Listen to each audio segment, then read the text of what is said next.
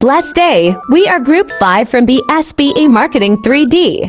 This conducted interview was prepared by Grace Soriano, John Luis Sarmiento, Raymark Regala, Mike Geraldo Luna, Emily Epifanio, Nalaboy Escuriaga. The question is, Why did you enter this kind of business? Nag-start siya nung pandemic. So, di ba, mahirap lumabas. Ayan, yung mga nagtatrabaho, parang pili lang yung days ng pasok nung mister ko. So, nag-start ako nun kasi nga 3 days lang ang pasok niya sa trabaho. Hindi kaya ng budget.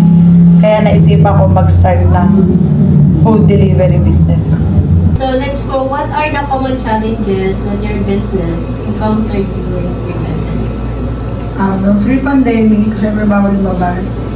Tapos, may araw lang na kung kailan ka pwede lumabas.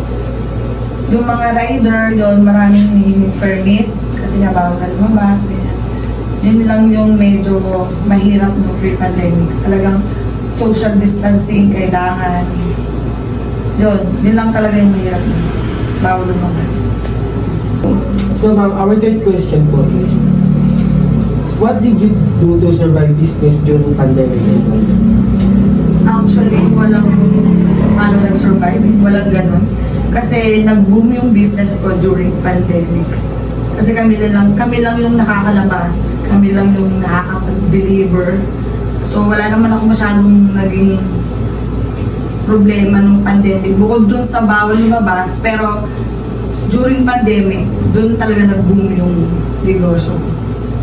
Number 4 question po ma'am, how did internet help your business? A lot. Yan. Ganun. Sobrang nakatulong. Kasi sa internet lang talaga kami, di ba? So, delivery kami. So, kailangan talaga namin ng internet para makommunicate namin ng customers. Kasi di ba, during pandemic, kumbaga, hindi ka pwede lumabas. So, ang possible lang way na makapag-conversation or magkaroon ka ng marketing ganyan through internet. So, malaking help talaga yung internet connection. Last question po, what are your advices for those who wants to start a business in this generation? Kung bagaan po yung mga mapapayo niyo po. Sa mga gusto mag-negosyo. Yes. Siguro kailangan gusto mo yung ginagawa mo or passion mo. Kailangan mahal mo talaga yung ginagawa mo. Kasi kung hindi mo siya masosurvive. So kailangan passion mo, dedicated ka, ganun. Tsaka dapat mo yung sarili mo sa mga challenges na darating. Ganun. So kailangan talaga gusto mo yung ginagawa mo.